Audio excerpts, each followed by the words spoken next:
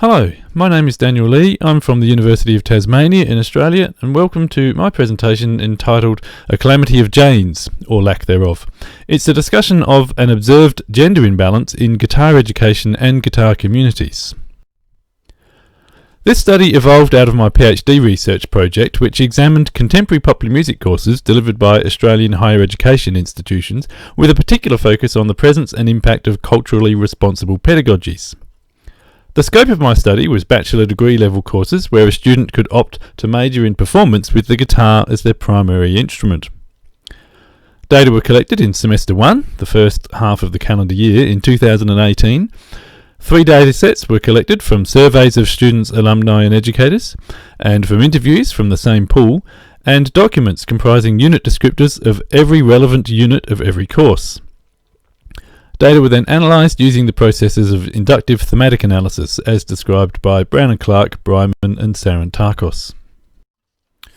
Early in the study, one prominent theme began to emerge from the data, and that is the presence of a gender imbalance in guitar students in Australian higher education. 347 higher education guitar students and alumni from courses fitting the scope of the study were located and invited to participate. A strong gender imbalance among this sample was noted, as 90.5% of them identified as male. There were no students in the sample self-identifying as non-binary. Of those who participated in my study, 93% of the student alumni survey respondents and 83% of the interviewees identified as male. This has prompted further investigation into this observed disparity. I wanted to generate a global perspective including comparisons to various geolocations. A comparative study between Australia and Florida was deemed appropriate as they have similar populations, Florida with 22 million and Australia with 25, and similar socio-economic, demographic and cultural backgrounds and frameworks. For this paper, further examination of offline and online guitar communities located in Florida and also communities with global perspectives was conducted to investigate if this gender imbalance is anomalous or representative of guitar players more broadly. The further investigation obviously began with an examination of existing literature on the topic. A gender disparity in Australian music scenes has been recognised by industry and government bodies, and further research is underway to examine modes of possible action. Although the Strong and Canizzo paper focuses on string composers, it exemplifies an industry-wide concern which encompasses female guitar players. Female guitarists that have garnered success demonstrate the potential talent female artists can bring to the industry, perhaps best exemplified in recent years by American guitarist St. Vincent and Australian Orianthe Panagaris. Market research conducted in 2018 by guitar manufacturer Fender suggested that 50% of new guitar buyers are women. The research suggests that this is a worldwide statistic and the Taylor Swift factor may be a cause. More about that in a few minutes. Zukos' study of instrumental music lessons, sampling 5 conservatories across Australia, revealed gender differences in lesson structure and delivery, including longer lessons and a greater range of repertoire for female students. Demonstrating the global spread of the gender imbalance in guitar tuition, Haley, in a Canadian study, observed males heavily outnumber females in the guitar class. Data from the gender question indicated a range of up to 80% male ratio. The imbalance may be in some cases even greater, as Haley followed this by stating, several teachers also revealed they are currently or have on occasion taught exclusively male guitar classes. As there was not a great deal of literature to be found on the topic, I decided to publish some of my own. I conducted research on industry discourse of guitar heroes and found an historical cultural precedent of male-dominated guitar industry. Top 10 lists of most popular guitar players were assimilated into a meta list, and I found among the 33 guitarists mentioned in the top 10 places across these greatest guitar player lists, not one was a woman.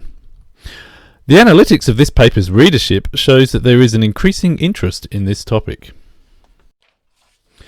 This paper builds on my PhD research and therefore is ethnographic and continues to use inductive thematic analysis for qualitative analysis of the data.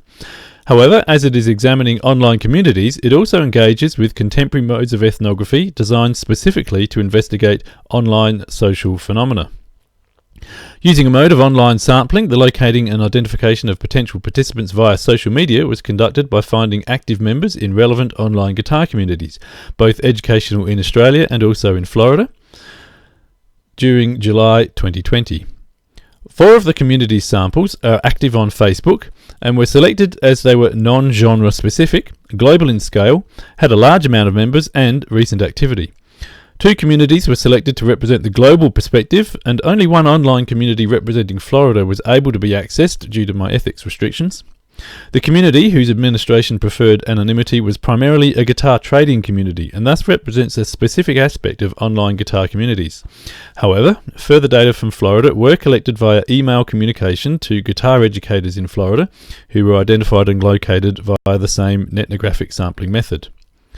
This resulted in 1,622 data points. The samples, although small, can be regarded as sufficient enough to indicate trends.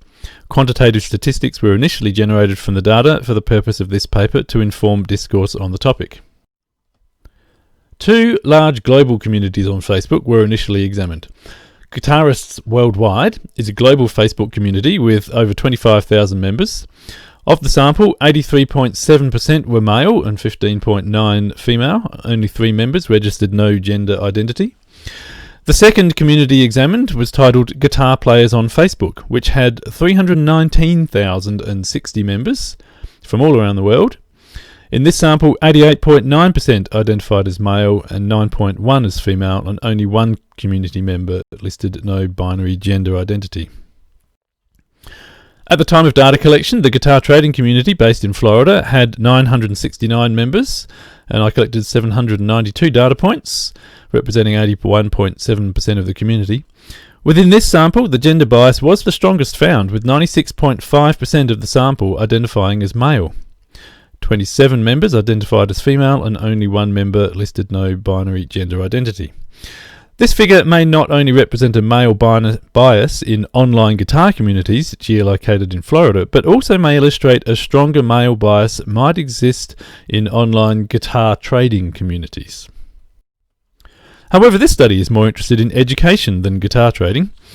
Examination of data collected from guitar communities with a specific focus on education revealed there is a slightly smaller gender disparity.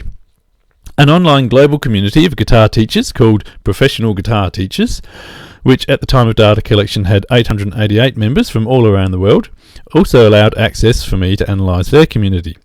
The results from this inquiry found 36.5% of the sample's guitar students are female. An interesting observation was that female guitar tutors in this sample typically have a higher percentage of female students. 2 female teachers reported that 60% of their students were female, and the average for female teachers was 45% female student cohort. Guitar educator participants located in Florida also provided data regarding gender dispersion of their student cohorts. The average percentage of female students from participant educators located in Florida was 17.5%. Data collected from these samples located in Florida suggests that there may be a higher gender imbalance in Florida than the global norm. So why is there an imbalance? The literature suggests that there is an observed male-dominated gender imbalance in the previous generations of guitar players, and within my PhD research, one of the online survey questions for students and alumni asked the participants to list artists that have influenced the development of their personal playing style. A total of 124 different artists were listed by the respondents as influences on their guitar performance aesthetics. Of the artists listed by the respondents, only 2 were female. The 2 female artists, Jewel Kilcher and Ingrid Michelson, are known primarily as singer-songwriters. Their guitar playing can be considered secondary to their vocal performance and primarily plays an accompanying role in their stage presentations. A follow-up question was posted to the online community Professional Guitar Tutors to gather data regarding the participants' perceptions as to the reason why there may be a gender bias in guitar tuition student cohorts. Qualitative data were collected in the form of responses. A lack of female role models in the media and industry was the most prominent theme among the responses. Supporting a perception found in the literature and also industry discourse, Paul, a guitar tutor from Adelaide, South Australia, stated, "Everything guitar is pitched entirely as a boys' club." Data collected from a recent post on an online global guitar community further supports the perception of a lack of female role models within online communities. A community member of guitar players on Facebook, Jason, posted the following question: who is your favourite internet guitarist? At the time of data collection, there were 240 responses. Only one response was from a female community member who listed American male guitarist Kfir Achayan. I hope I pronounced that correctly. Among the 240 responses, 13 respondents listed female guitarists. A total of 10 female guitarists were listed. All of the guitarists listed have YouTube channels featuring videos of them performing guitar-based music. This graph shows those 10 guitarists. The Taylor Swift effect. What is it? Well, it must be real, as the Urban Dictionary has a listing for it. The aforementioned study by Fender cited it as a possible cause for the increased market share by female guitar purchasers. And the Taylor Swift effect was supported by data from my research, with a number of guitar tutors specifically mentioning her.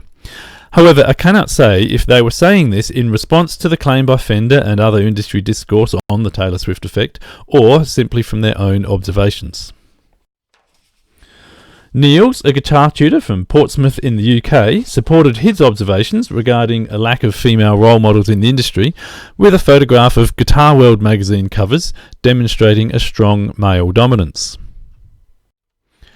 Other perspectives supplied by the participants included Rebecca's observation, saying, "I think girls like having nice nails." There were some responses that could certainly afford further research regarding female students not feeling comfortable with a male private tutor, or in some cases, the parents not feeling comfortable sending their daughter to a male tutor. A more controversial response came from Lyle, claiming it was the physical aspects of playing the guitar. But perhaps the most controversial response was that from Rex, a guitar tutor from Georgia who made the effort of pointing out he was a graduate of the guitar program at the Berklee School of Music in Boston. Now he stated, and I quote, "Testosterone. The best musicians have naturally high testosterone. It can be seen in the finger length ratios based on the amount of androgen present in the mother during pregnancy. Every skilled student I've had in 16 years of teaching had the proper finger length ratio showing high testosterone."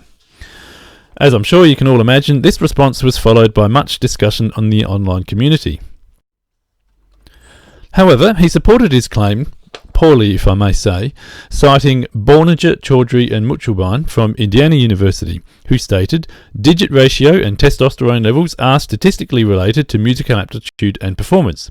However, they pointed out this was only within the female sample. It does not explain any differences between males and females.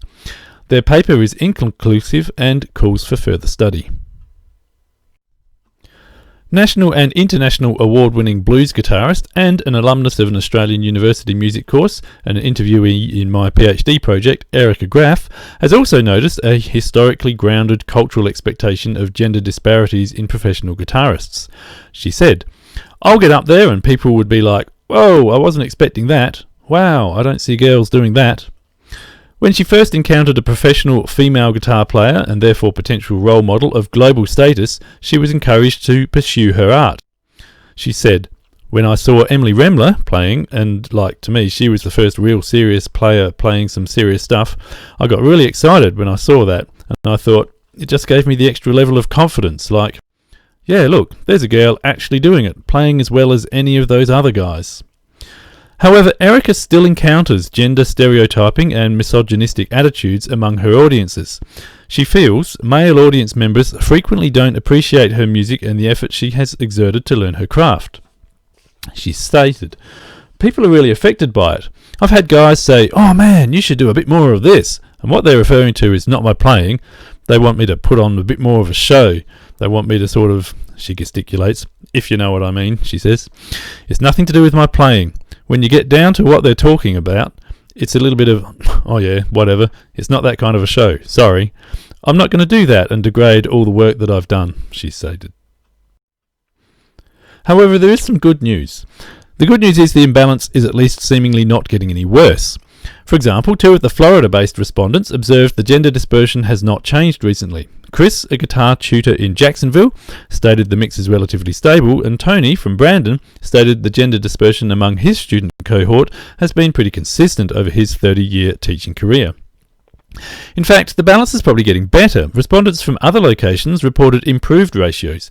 George, a guitar tutor from Greece, stated he has observed a growing number of female guitar players, and Ivan, an alumni and educator from both vocational and university institutions in Australia, when he was asked about recent changes he's observed in the industry, stated that he has observed more females playing the guitar. An interesting observation from 2 tutors was the persistent and achievements of female guitar students was possibly higher than their male students. Woll, a guitar tutor from Manchester in the UK, claimed his highest achieving students are all girls, and Jim, a guitar tutor from Connecticut, observed his female students are more persistent. Jamie Lee, a female university guitar student interviewee, has found the culturally ingrained gender imbalance in guitar communities confronting, stating, "There's even that whole scenario where you walk into a music shop and there's guitar guys who want to play guitar, and it's sort of quite confronting." However, she found the university setting, although male-dominated, offered her the opportunity to embrace her femininity as part of her aesthetic. Qualitative data suggests the imbalance is not a direct result of any pedagogical practices. Brad, a university educator interviewee, stated, "I think it's really important that we're not privileging one gender over the other gender." Furthermore, Donna, also a university educated, observed girls are taking ownership of their education and vocational opportunities, and she feels the university is encouraging them. The observed gender imbalance is more likely a result of pre-tertiary or societal influences. For example, as the data has demonstrated, a lack of historically placed female guitar playing influential figures. Even though a gender imbalance in both Australian popular music guitar students and among global and other geolocated communities, including those in Florida, is clearly evident, it is unclear how this imbalance could or should be addressed. If the role of tertiary institutions is to drive culture and embrace cultural developments, it would seem the gender imbalance should be embattled. There are no suggestions in the data as to how that could be approached by the education sector or within guitar communities. Further qualitative phenomenological research could examine guitar community members' perceptions on the causes of these disparities, and research could also examine whether community members feel the disparity is problematic, whether it needs to be addressed, and how it could be addressed. Should education institutions aim for equal gender intake, or arts grant approval committees aim for equal gender quantities? Or is it the role of these types of institutions to be reactive rather than proactive to developments in the artist network communities? Are there cultural or historical factors influencing young girls to avoid taking up the guitar in schools and hence feeding a gender imbalance in tertiary education and community groups? If so, is this a possible blockade of creative processes that, if addressed, would see a wealth of new aesthetics generated by female guitarists? This paper is intended to inform a call for further research on a gender disparity that is clearly demonstrated to exist. However, there seems to be little discourse as to whether the disparity needs addressing, and if so, how it could be done and what the cultural aesthetic outcomes might be. Thanks for listening.